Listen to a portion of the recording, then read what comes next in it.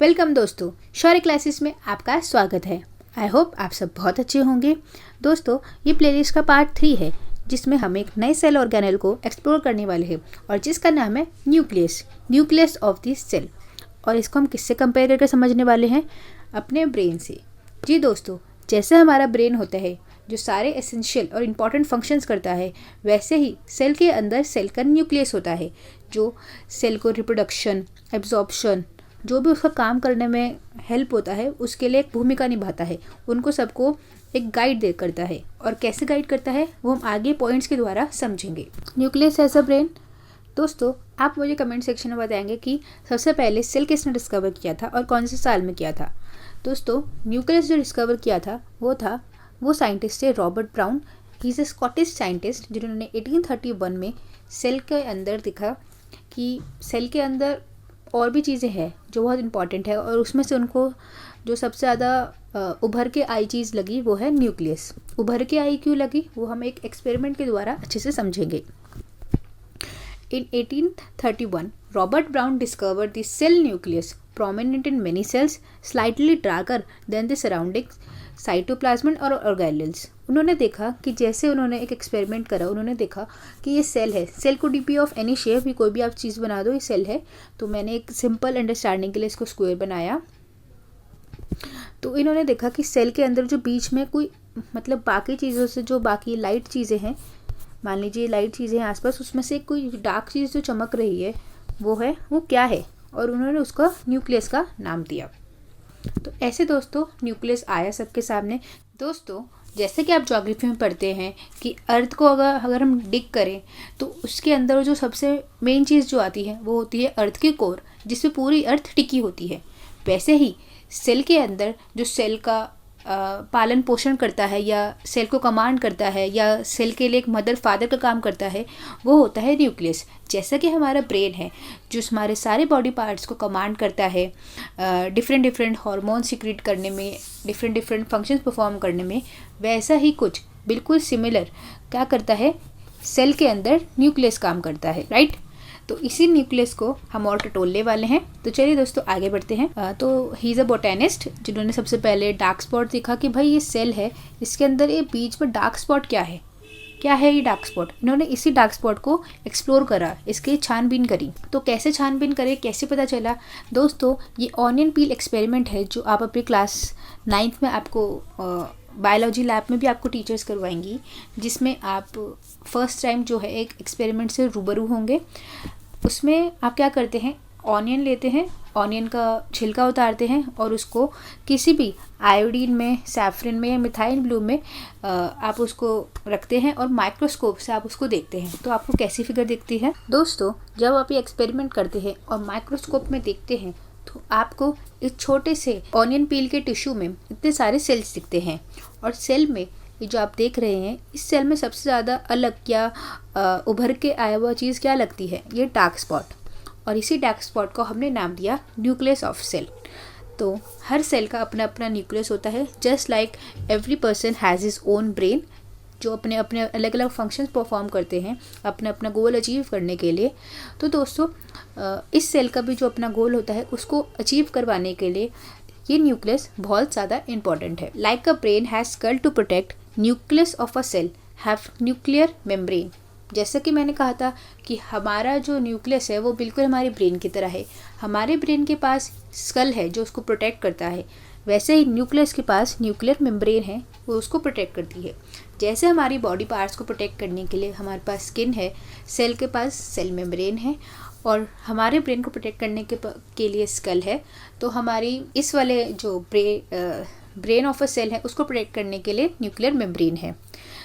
The nucleus has double layering called nuclear membrane. ये layering होना था, called nuclear membrane. The nuclear membrane has pores which allow the transfer of material from inside the nucleus to the outside, that is to the cytoplasm। दोस्तों, ये आपका nucleus है।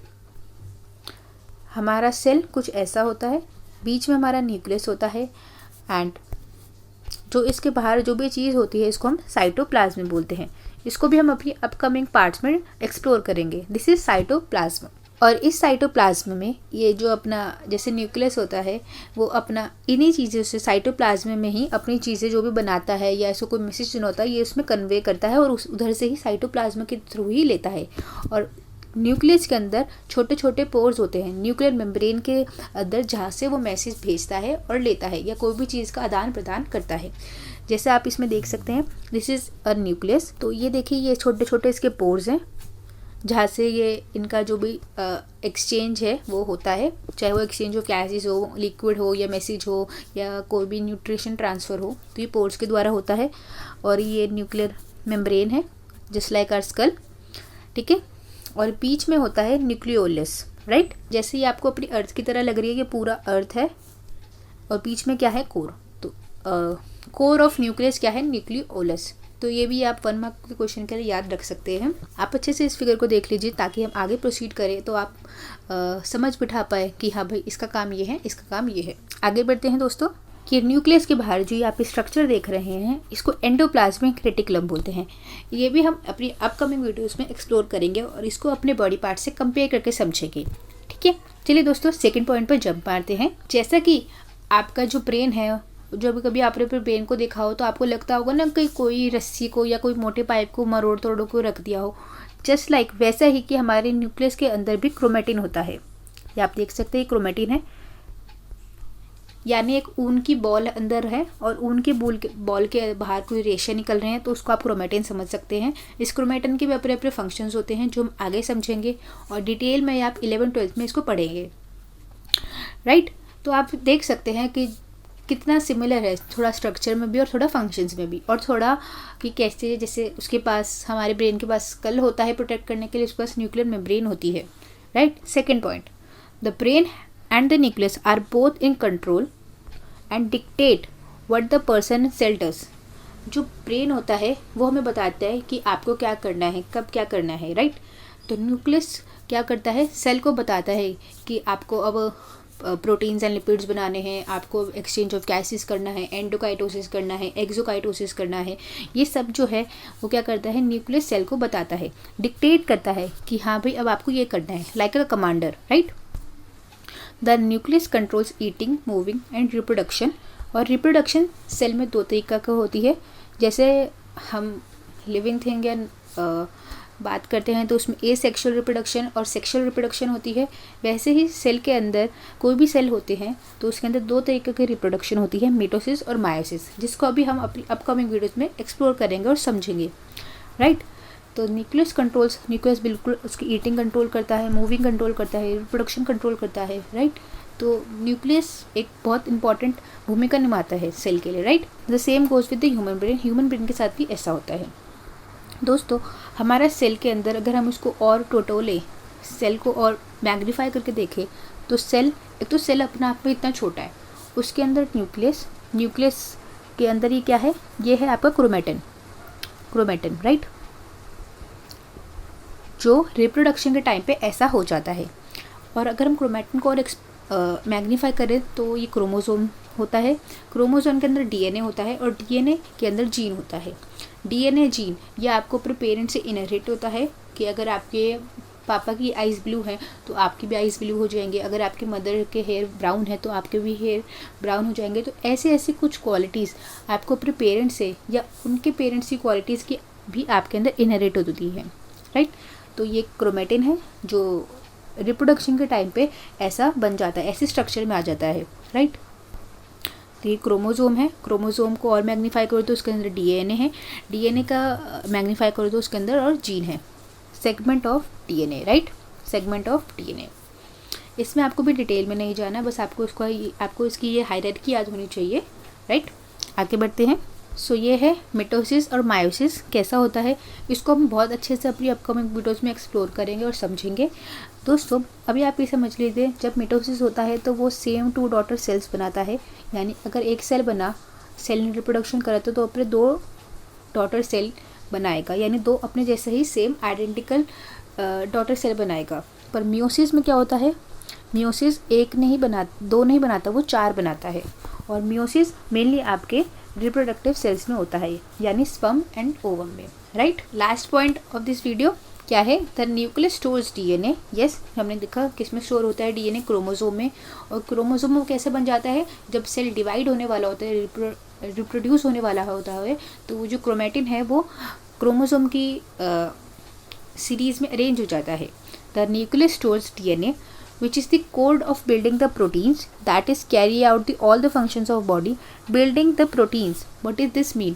इसका मतलब है दोस्तों, ये वो प्रोटीन्स हैं कि ऐसी इंफॉर्मेशन बनाना ताकि जिससे आपका पूरी बॉडी फंक्शन कर सके, और ऐसी इंफॉर्मेशन बनाना, ऐसी जेनेटिक इंफॉर्मेशन बनाना या जो इनहेरिटेड है उसको और एक्सपैंड करना ताकि वो सेल टू सेल ट्रांसफ़र होती रहे, right.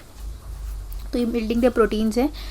As you all know, और हमने पहले भी अपनी वीडियोस में समझा है कि proteins are the main sources of making cells, मतलब वो एनर्जी प्रोवाइड करता है उसको, ठीक है। कोई भी बॉडी पार्ट बना है वो प्रोटीन्स के बिना अधूरा है। तो प्रोटीन्स एक तरह से आप कोर चीज़ मान सकते हैं कि आपके जीन या डीएनए में होती है, तो ठीक है। तो वो वाले प्रोटीन्स बनाता है, वो वाले डीएनए बनाता है, राइट। तो आपका हर सेल जब वो एक्सपायर होता है उससे पहले वो अपने 2 डॉटर सेल बना लेता है या 4 डॉटर सेल बना लेता है, जैसा भी वो मिटोसिस कर रहा है या मायोसिस कर रहा है, तो वो प्रोटीन्स बनाता है, इनहेरिटेड इन्फॉर्मेशन बनाता है ताकि वो आगे ट्रांसफ़र हो सके। Therefore the nucleus called the brain of the cell. दोस्तों, जैसा कि हमने अपने न्यूक्लियस को ब्रेन की तरह समझा, बुक्स में भी और वेरे साइंटिस्ट ने भी उसको बोल दिया कि ये तो भाई ब्रेन ऑफ द सेल है।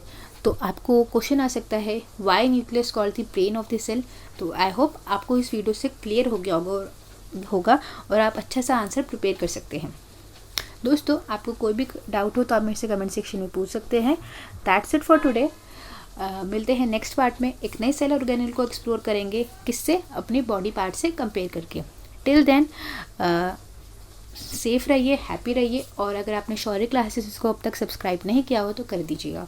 दोस्तों, मिलते हैं नेक्स्ट वीडियो में। Thank you.